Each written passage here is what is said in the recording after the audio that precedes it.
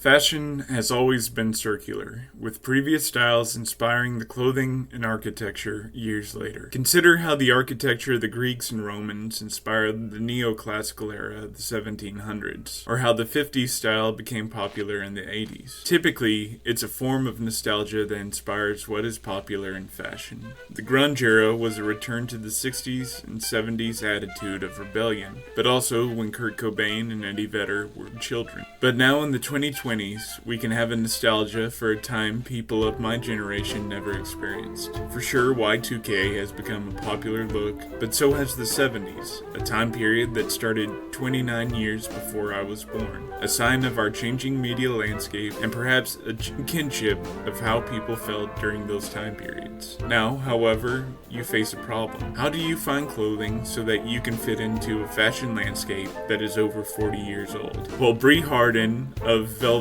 a vintage collection, has you and other Tylerites covered. In our conversation, we talked fashion, furniture, and how she started her clothing store. We had a whole lot of fun, and I hope you will too, as we go and meet Bri Harden.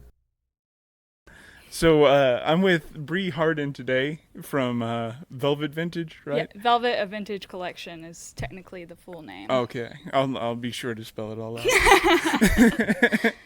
And so I just thought it would be interesting if you listened to Kylie's episode. She's the legendary hula hoopist. Yes, I am. And so I thought it'd be interesting to come, for one, just to see her shop, because I haven't got around to seeing it.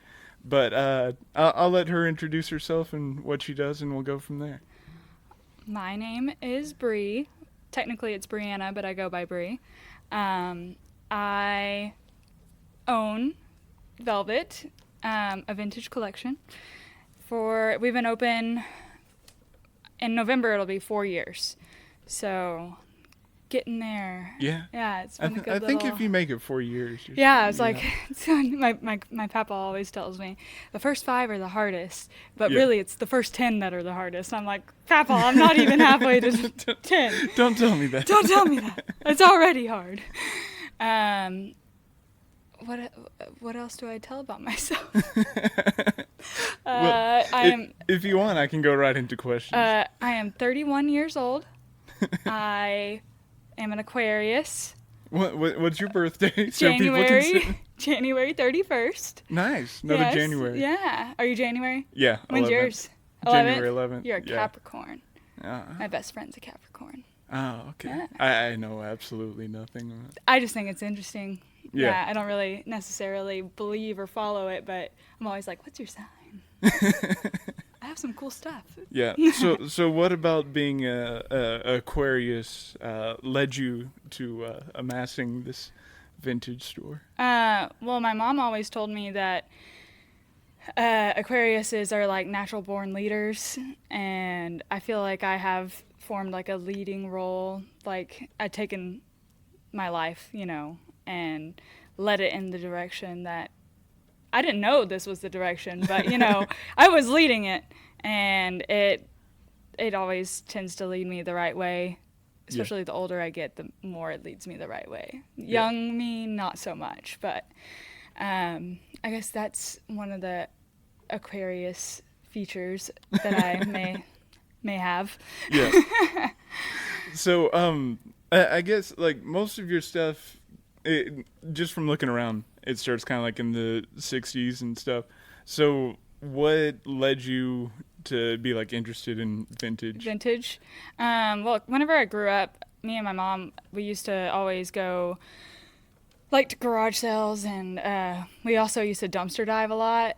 Yeah. Me and my friends would hop along with her and do that. So I've always kind of been like a scavenger and like out for the hunt of things. Yeah. And then I remember probably like 2017 or so, I had went to Goodwill because I was looking for something particular, and I didn't really have the money to spend a lot on anything, but I spent hours in there just like looking through every single thing, and like the things that were calling out to me the most were things that were vintage, that were old, and you could tell that they were old because of the styles. Like styles were different back in the day, and like So I remember like grabbing a whole cart full of clothing and then spending like an hour in the dressing room, like just like I was like, oh my God. And then I remember I bought like a lot and I only spent like $60 or something like that. And then back then, like $60, I feel like whenever I went shopping would only buy me like a pair of pants.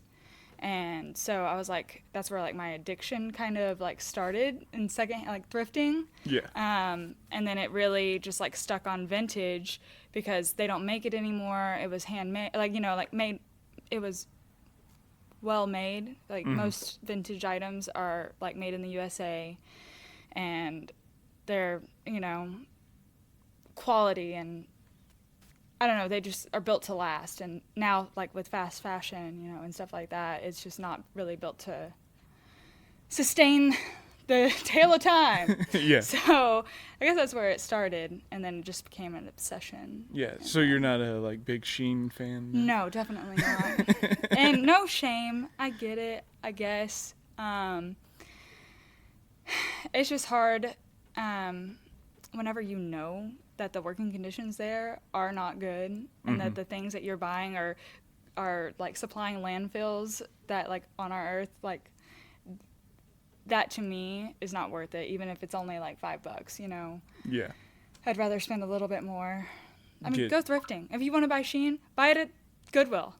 Yeah. It's cheaper there, and at least you're not buying it again for it to be my brother, sorry, I gotta turn this off so it fine. doesn't keep going off through the whole podcast. But me and my brother were at Hangers of Hope one day, and he finds a t-shirt, and it's literally they took the JPEG of like the Carhartt shirt and just printed it over an already existing shirt. So like the tag and like patch and everything was just like printed on, and of course they were trying to sell it for like $20. At Hangers of Hope? Yeah. I have some beef with Hangers of Hope, so. Yeah, just I feel like they're holding out on the good stuff. I think they're storing it somewhere. Hangers of Hope, they are a local thrift store. I just won't say anything mean. We won't go rude. past that. Yeah. Yeah. Yeah. I'll take it up with them. So when you know, you talked about how much you loved thrifting and everything. So where does it go from you trying on 130 clothes in the Goodwill to opening this? Well, yeah. It kind of was a whirlwind.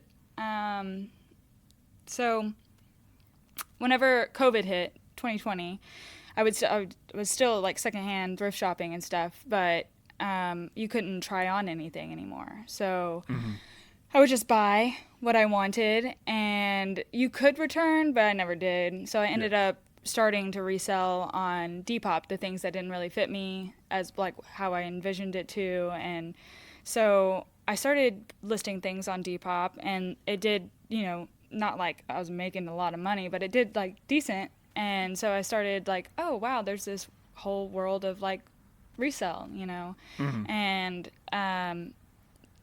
that's kind of where it like began. And I started to buy some more things just to resell. Like I knew that it wasn't going to fit me, but I knew that it was valuable, so I started to resell. And then I met my business partner that helped me open up Velvet. And now, as in 2024, I am sole owner. But whenever we first opened, it was 50-50. And she was my hairstylist and a friend. I'd met her through mutual friends. And so I went to go get my hair done. And she was like, so where do you source your, like, vintage? And I was like, what?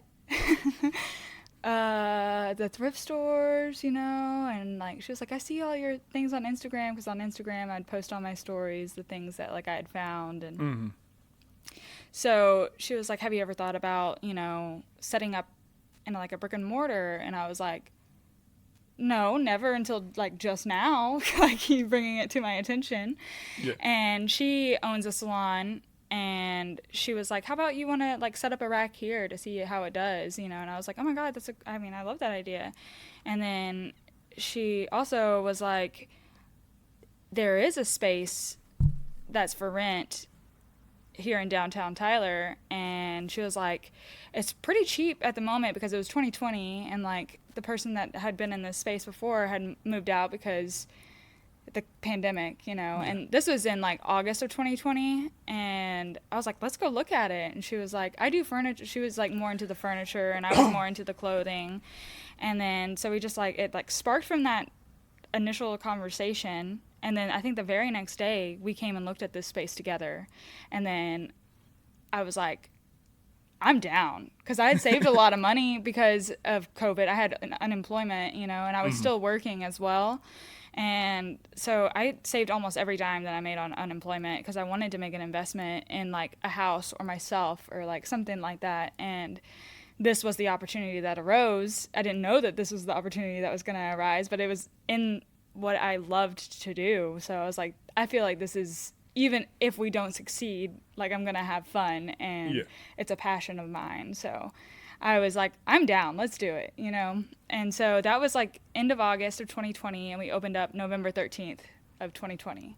So like 2.5 months after the initial idea, it was real. Yeah. Like it was. So how hard was it to like build up stock for it, or had you already? So I had some stock because I was reselling on Depop, but all my stock was clothing. And Olivia, or my business partner, I don't know if she wants me to say her name. So my business partner at the time, It definitely doesn't start with Olivia. Oh, yeah.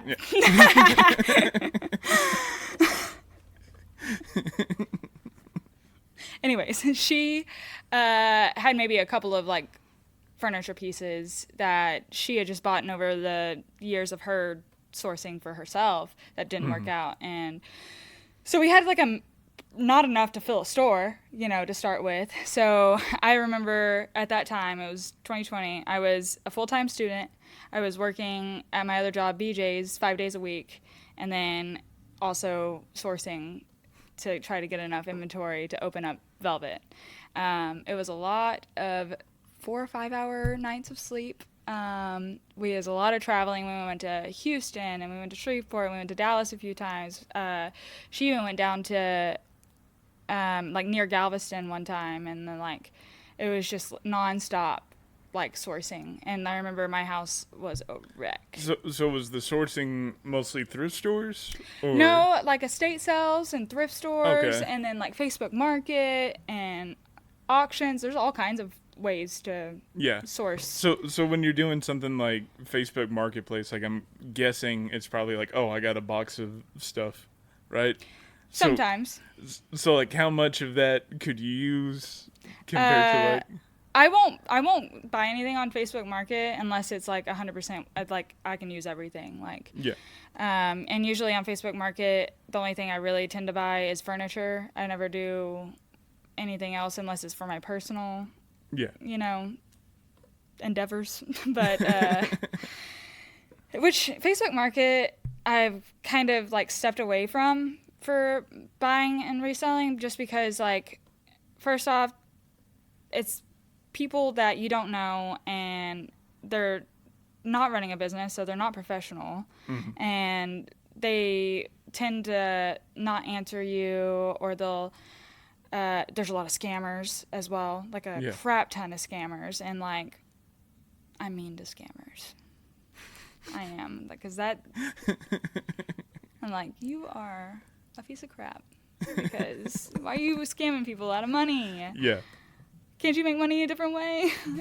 Anyways, and it's like trying to pick a meetup time and what works with everybody's schedule is just hard. So I tend to pretty much stay away from Facebook Market now. And I don't like to sell on Facebook Market either, because I don't know how many times is this still available? And ghosted. Yeah. I mean, the main problem with that, I think, is because it's got like this button on there that if you just like even touch it, it automatically sends, is this still available? Yeah. No, so. Yeah, I get it. I've used it too. And like usually if I accidentally... Okay, yeah, it is that one. Okay, so where did the last thing you said was Yeah, I was talking about the automatic button Oh, that messaging. wasn't that long Yeah, ago, no, at it least. wasn't that Yeah. long ago. Yeah, the So, automatic button. you were talking about how mean you were to I'm very mean. the poor scammers who Yeah. are just Trying to make a buck, right? trying to feed themselves. They're so starving, Yeah. and the only way they can do that is through ill-gotten gains. But anyway, Anyways, Facebook Market. Don't like it that much anymore. But I did find one of my Holy Grail pieces recently. So, okay. So what's the Holy Grail then? well, it's been on my like list for a while. It's like a tree lamp, and it's like a floor lamp that there's 5 limbs, I guess is what you say, and there's like globe balls at the end, and it's just like a really cool floor lamp. You know, that's like they made them from like mid-century time up until like the early 2000s, and the better ones are like the mid-century The older ones. ones. Yeah. But that's the kind that I got, and I'm very happy. But recently, I just got it like last weekend, and I ordered bulbs, and I think 2 of the sockets don't work, but I'll figure it out. Yeah, At least that shouldn't be too hard. Yeah, to it's like 3 of them do, so it's giving me like you just say, "Oh, that's just one of the settings." Yeah, you know, there is settings on it. So I don't want it too bright. Yeah. Yeah. It'll be convincible. So how long since you said it was the Holy Grail? So whenever Velvet first opened, we had one in here, and it sold on the very first day that we opened, and it sold to some of my best friends. Like, they're really good people, and as soon as it sold, I regretted it. Yeah. I was like, man, I want one of those. So it's been on my list for 3.5 years to find one, and usually they're way out of budget or they're not working, you know, and I really don't know how to rewire a very tall lamp. Yeah. So it's been on there for a minute, and I'm very glad to have it now. I even removed my ceiling fan in my living room all by myself because it was kind of in the way of the lamp. So I was like, well, I don't need a fan. nope, I've got the fan was broken, so I was there you like, go. all I needed was more light, and I got it. We're good. Yeah. Now there's I can't remember who made them, but it was like very like cubist bird and dog lamp. I've just seen them online. I haven't seen one in person. But like you like fold it out and the like light turns on. And I don't know how to describe it, but very geometric shapes. Yeah. Barely looks like a dog or whatever, but I think it was 70s. That's cool. But then I like saw it. I was like, oh, that's so cool. Looked it up on eBay, and it's like, you know, $300. Yeah. Yeah, there's a few things like that I have on my list for sure that are, if you were to buy it from a reseller, it's just not feasible for me. I mean, it is for some people. I'm still a broke kid, so don't let this fool you. I'm just surviving. a child. They should never let me run this Yeah. place. Pretty much. I don't know what I'm doing. I just wing it, and it's working. Yeah.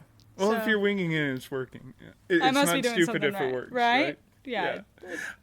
So, I guess like since we're talking about prices of things skyrocketing, you kind of hit the beginning of like the vintage trend. I feel like. Yeah, it was kind of like the very beginning, and then Yeah. it boomed kind of a lot. Yeah. So where do you think that comes from? Why did like 70s and 80s stuff just grow so popular? I feel like social media, definitely pushes things. It opens people's eyes to a lot of things. Like, people really didn't necessarily see it in their everyday, but now they do because it's on social media. Mm-hmm. So I feel like that definitely did a huge role. And like, so it's like the thrift with me little videos, or the, those kinds of that kind of content has gained popularity since 2020, 2021, like tenfold, Yeah. So I'm grateful that I did get like ahead of the game, I guess, like a little bit. Yeah. And I no shade to anybody, but this isn't everybody's, like, yeah, they can get into it, but I feel like very few and far between actually stick with it and like, make it to fruition for a while. Yeah. Like I've seen a lot of resellers start and stop already, within my almost 4 years of doing this. Yeah. And I have. So are those like the posers of the vintage world? There are a lot of those hype vintage people. Yeah. Yeah. Sort of the get rich quick. Yes. Yeah, oh my God, I can buy a T-shirt for $1 and sell it for $500. Yeah. What? There's more. I want so many of those. And it's like I made $20,000 at this one garage sale. I was like, no, you sold like one item, maybe. You didn't right away make your perceived value. Yeah, I am in it for way more than just money. Ideally, I would love for this to bring me enough income to where it's like what I do solely, and like, I can put all of my eggs in this basket. I still work 2 days a week over at BJ's bartending. I've been there for almost 10 years. And like, I don't see myself being able to like give that up, because my income isn't like stable here, Yeah. I want it to, and plus I want it to succeed, so I'm kind of like, that's my like safety net, I guess, just in case. I've been there a long time. You're just there at the bar and you go, used to, I was a vintage reseller. But I would love for this to be, my sole income. Yeah. But it's not like the only thing that I love about, reselling. So what do you love about it? I love that it's sustainable. Like, it's not hurting the planet. This stuff was made a long time ago and it's still around, and it's not going anywhere if you take good care of it.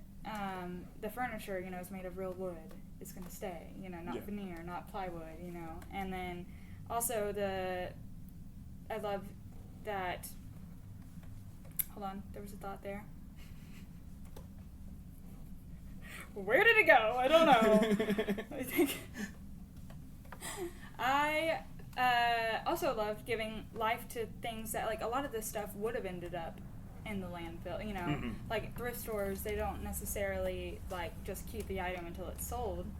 Like, eventually it'll go to the bins, and then the bins will go to the landfills, and then with people's like estates, and stuff like that, it could go to the trash. Garage sales, it could go to the trash. Most likely it goes to the trash, Yeah. And I try to save every item that can be saved, and then building a collection that's unique and like nobody else has it. And like, I love that, like, the thrill of finding something that's, been around for 50 plus years. So when you are out looking for stuff, do you look for stuff that's just like I guess blanket statement vintage, like, oh, this is from a certain era, it'll sell, or are you putting your like own personal taste into everything? I feel like I do put my own personal taste into a lot. I do, like, I mean, there's value in stuff that isn't personally my style, but I feel like Velvet is like very curated, like very like, I won't buy anything to put in here if it doesn't match, the vibe, the collection, the aesthetic, that kind of thing. Yeah. But I mean, there's plenty of things that I like that are vintage or secondhand that aren't necessarily Velvet's vibe, but they are mine, so I take them home and like, they're mine, Like, I love oddities, like, sure no, you're good. Oddities, like old taxidermy, and like, I know you and Kylie talked about like skulls and stuff like that. I love finding stuff like that, and like the old like medicine bottles, and the like, I don't know, my house, like around Halloween especially, it looks like a witch lives there. Like, I have a good collection of very witchy things. So, and I love that style. I don't know, if I could afford to open up like an oddities place, I would. Like, I think that's such a cool vibe as well. Yeah. So you just don't feel like this place is, like, the vibe isn't for the oddities? I don't necessarily, like, it could probably have a corner of it or something. Mm-hmm.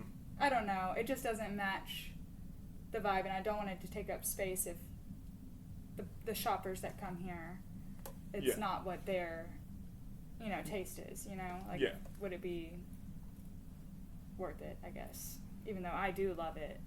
Yeah. it's just So speaking of oddities, like, what's the strangest thing you found in your journeys? That's a hard question. It's probably at my house, whatever it is. It's probably not here. I mean, that's fine. I'm just curious. Yeah. You know. Oh, God. Hold on. Let me, like, really think about it. Oh, I do have I guess I didn't find it, but my husband got me it.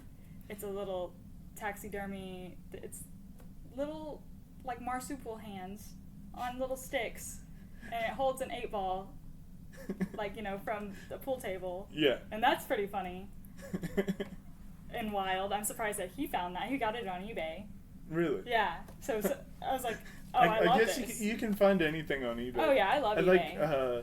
I like looking at Soviet stuff on eBay. Yeah, that's cool. Yeah. I love eBay. Like, if I'm looking for something particular, I'm going to go on eBay first and see, and then I'll follow a couple people that maybe sell what I'm looking for, or, like, have notifications on for certain keywords. I'm like, because I am a very cheap shopper, and a lot of eBay sellers, they aren't, like, cheap or whatever, but there are some that are on the lower end, and I like finding those sellers, you know. Yeah. And so I can get what I want without breaking my budget or that kind of thing. So, since we're talking about cheapness and monetary value, so how do you decide what to price vintage items at? That's a good question too. I take an accountability of how much I paid for it, and then I also look up, like, selling comps on eBay is where I usually go to. Like, I'll search the item, and then I'll go filter to sold, because people list things for a price, but it doesn't mean that they're going to get that price. Most likely when you go to the solds, it's like half the price of what somebody's listing it for.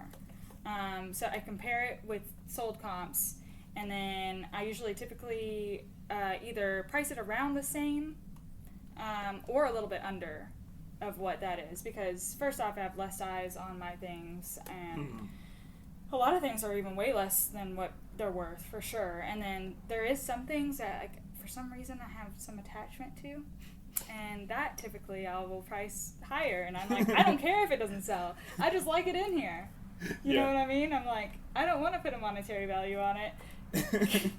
I want it to be mine. Yeah, pretty much. I'm like, if that doesn't sell, it's going to home with me. Yeah. So it just, that has, and then also I spend a lot of time cleaning every single item, and making sure that to fix it if it needs fixing, or like clothing, you know, sometimes like stitches come undone, and I'll either do it or I'll get my employees to, like, we all know how to, like, hand stitch, you know. So we'll fix that up, and we'll steam it if it needs to be steamed. I'll launder it if it needs to be laundered. I'll even take it to the dry cleaner if it needs to be dry cleaned. And then I also take an accountability, you know, my payroll, my lights, my rent, you know, and I mean, I have a lot of overhead. For sure. You know, so my prices come from that a lot too. Like, I can't sell it for just $5 because I'm not going to be able to keep it running. Yeah. You know what I mean? And I want it, like, the cheaper I, you know, like, price something, the more it has availability to going to a broader range of, you know, homes and budget and that kind of thing. I would ideally love to have thrift store prices, you know. Yeah. But I can't. Like, that would just be a bad business decision. You know, so it's hard to price things, and it's also really, really hard when people don't understand about how much work and, like, overhead and all that, you know, it takes to have this business. They just think that I go buy something for $1 and then sell it for $30, you know? Yeah. Like, they're like, from one step to that step. I was like, there's way more steps in between that. Way more steps. You don't want to go through and explain every single step, too? No, I recently did go explain it to somebody in our DMs. Yeah. Because I woke up to a text or a message that really just, like, it grinds my gears. Why are you so expensive whenever there's thrift stores? Like, if you don't understand, then I don't know, you know. So I think that just, like, falls into finding who your audience is, you know. Definitely, yeah. So what was the journey to finding your audience like? Trial and error, I guess, or like Yeah. I feel like some people wander in here just because we're on Broadway and then ETX is right here. So they'll come in and they're like, oh my god, I've never been in here before. How long have you been here? And I'm like, oh, it'll be 4 years in November. And they're like, really? I've never even, heard of it. And I'm like, what am I doing? I need to...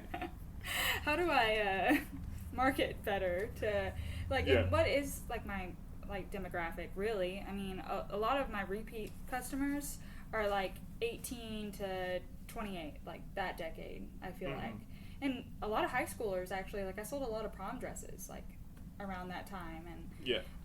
but even up into, like, for the furniture-wise, like, clientele and demographic is usually in their 30s or 40s. So I do have, like, kind of a wide demographic. Yeah. And almost everybody can appreciate what I have here. Yeah. It's never... So why do you, because, like, clothing, like, the age range, like, do you think it's, like, secondhand nostalgia, or why? Because, like, I'm 25. I was born in 99. So I really don't have any memories of anything besides, like, 2005 onward. So why do you think they're drawn to vintage? I think, again, social media.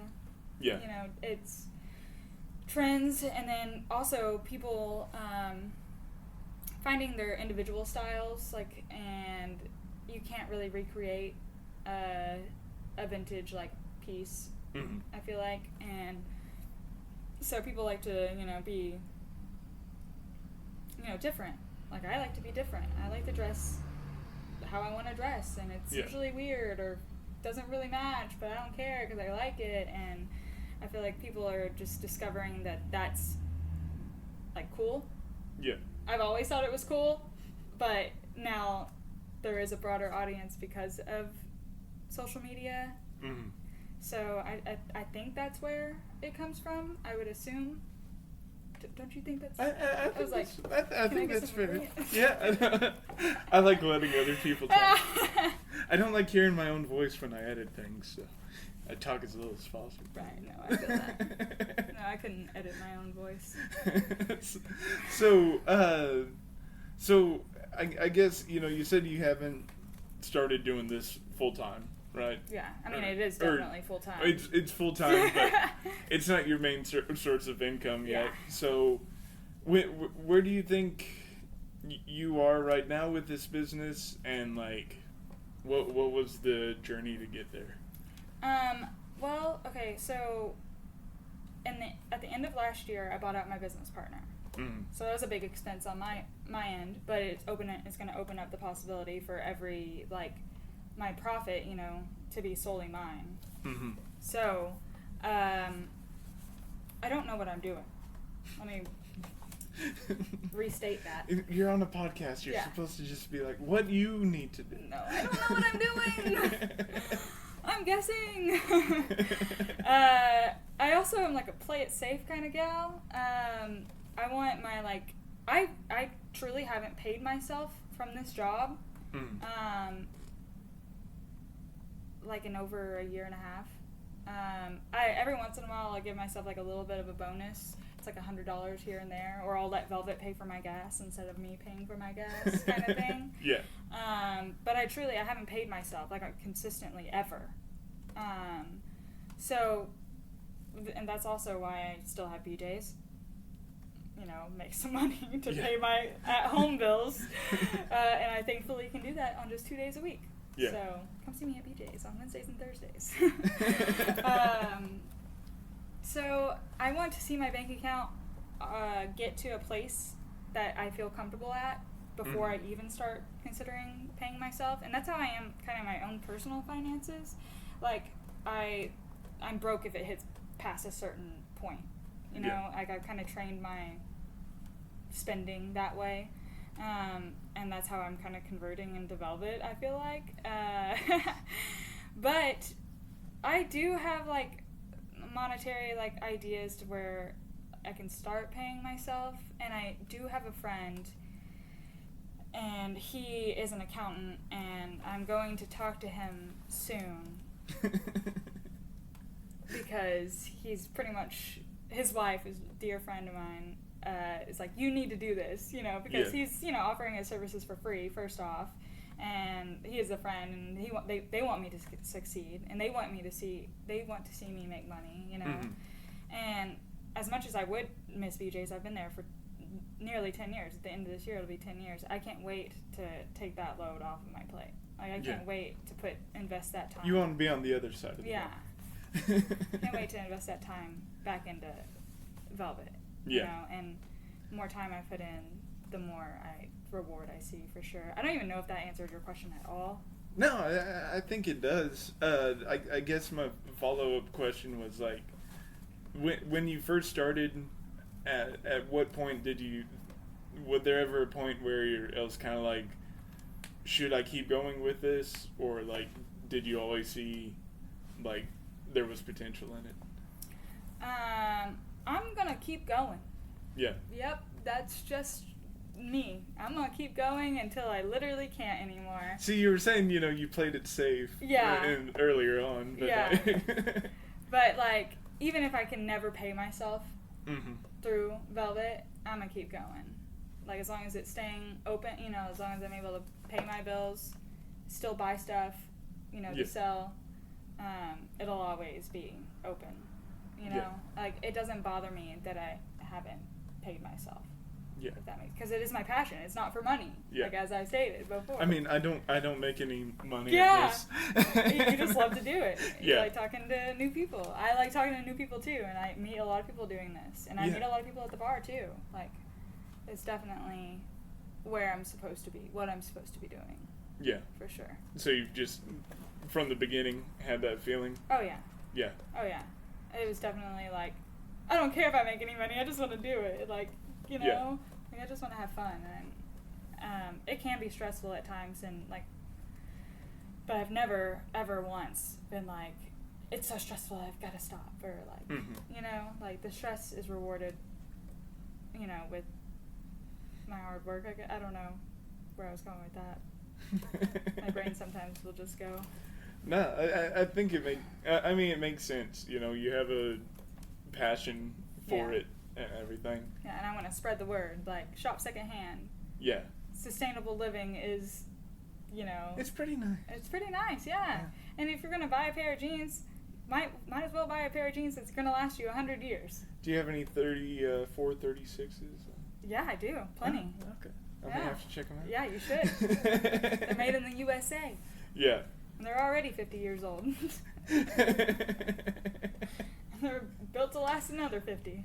Yeah, I don't know. I go through jeans pretty quick. Yeah? Yeah, I'm pretty rough on them. I have an obsession with clothing. It's like literally where this whole vintage started was with clothing specifically. So I have a shit ton of clothes. Can't even wear through anything because I have so many clothes I can probably change 3 times a day. Yeah. That's not good. Don't overshop. I do, but it's only because, you know, I work outside, I come back in, I'm like, I don't want to wear this. Yeah. I love to, like, fashion is, like, a huge thing. I love to, like, style something, and I love to, like, mess around with different, like, silhouettes and styles, and, like, when people ask me what my, like, clothing style is, I'm, like, very all over the place. Like, grunge, and then very 70s, and then also I can do preppy. Which I feel like grunge is kind of an offshoot of 70s. Yeah, there's definitely a 90s too. 70s and 90s are like my 2 most favorite, like, fashion. Well, when I think grunge, I think 90s. Oh yeah, like Kurt Cobane and like, you know, Pearl Jam. Yes. Alice in Chains. Yes. Yeah, that scene for sure. If I'll not knock this over, so. And I guess my last question, and then I'll let you, like, end it however you want to, is like, where do you want to see the business go to in the future? There's a lot of ideas. And now that I'm sole owner, like, I can make those ideas, like, come to life. Actually, towards the end of this year, I signed a letter of intent, so it's supposed to happen because that's legal. To move about 3 doors down. Okay. Not like the band, but like the band. Mm-hmm. To about 1,000 more. To a bigger space. It's about 1,000 more square feet. Same landlord, same parking lot. So I would never really agree to move because I love this spot, unless it was right here. So I'm happy that this is even like available to me because I think this space has given me everything that I've needed to start, but I need more space. Mm-hmm. And with that space, there's so many ideas that have been up in there. So stay tuned. Yes, like, and then my husband, you know, is more involved, and then like music is a huge thing for both of us too, so I kind of want to like incorporate that. And you know, like the bar scene is also, you know, there's just a lot of ideas, and I hope that it comes, every idea that I want to happen, it comes to happen. If it's, you know, I don't know, it's just, I'm excited, I'm nervous, you know. Yeah. It is more rent, you know, it is more risk for sure, but I am ready to face it because I want to grow. Oh, and I guess I've got one more question. So do y'all just do sales in the physical location, or do y'all do online? I do have a website. Okay. And I was pretty good at uploading every Friday, but our website doesn't do as good as in-store. Mm-hmm. I do want to be more consistent with it, but I do upload stuff, not consistently, but still. I do consistently, but not like a certain time. Quarterly and consistent. I do upload to the website, but just not the same day every time, you know, like not on a schedule. Yeah. And I have sold off of my website, and it's just so much work to put it up on there for very little reward, I feel like. And, you know, I want to talk to somebody about that. I don't know what I'm doing. Well, yeah. That's a theme. I mean, it's hard with websites because, like, everybody just uses 4 websites now. For sure. And on Instagram, we do, like, you know, post on our stories a lot whenever new things come in. And I have, you know, we do sell off of our Instagram, like, pretty regularly, and I just get their shipping address and then how much it costs for shipping. But I would love for my online sales to pick up for sure. I would love for my following on Instagram to get bigger so more eyes could be like around the world, you know, could be on what I have in my collection. And it's a lot cheaper than, you know, some other places around the US. So I don't know. We do have a website. Answer your question. Well, I mean, definitely follow Bri on all the social medias. Go check out her website, and that way you can see when the new store opens and all the ideas come to fruition. Yes, all of my crazy ideas. I let all my friends help me. Roses if you want to help them. If you would like to volunteer. Yes, volunteer your time for a good cause. It's brought to you by viewers like you. Well, thank you so much. Yes, this was great.